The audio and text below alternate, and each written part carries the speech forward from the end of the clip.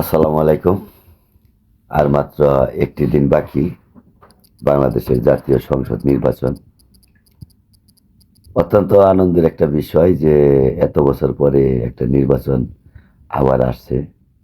সকলেই খুব আনন্দিত, সকলেই খুব খুশি।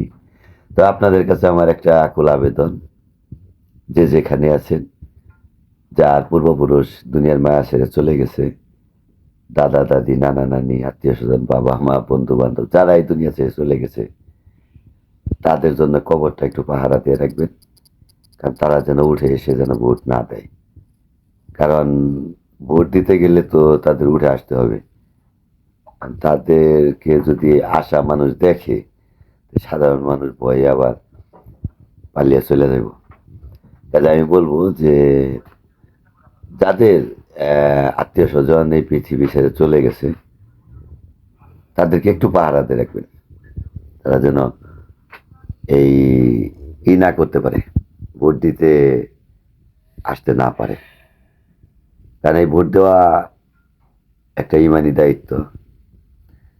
কারণ আমার জন্মের পরে থেকে আমি অনেকবার দেখছি অনেক মৃত মানুষ ভোট দিছে।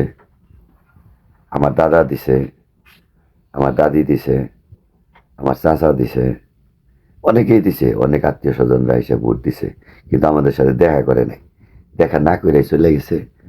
এর কারণে আমরা খুব দুঃখিত যে আমার পূর্বপুরুষ এসে এই দুনিয়াতে এসে ভোট দিয়ে গেল, তারা কেউ আমাদের সাথে দেখা করে গেল না। কারণ তারা এলো মনটা খারাপ করে রয়েছে। কারণ আমাদের কাছে খাবার দাবার সেরকম নাই, আসলে খাবার দাবার দিতে পারবো না। এই কারণে তারা একটু গোসা করে মন খারাপ করে আবার ভোট দিয়ে একাই চলে গেছে গা।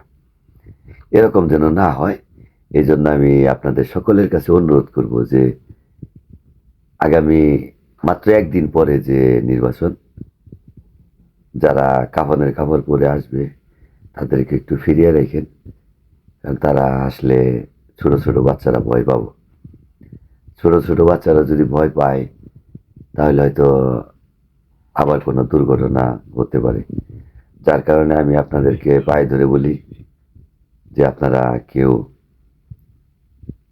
এই ঘুমিয়ে থাকবেন না, একটু সজাগ থাকার চেষ্টা করবেন, যে কবর থেকে যেন কোনো মানুষ এসে যেন ভোট না দিতে পারে।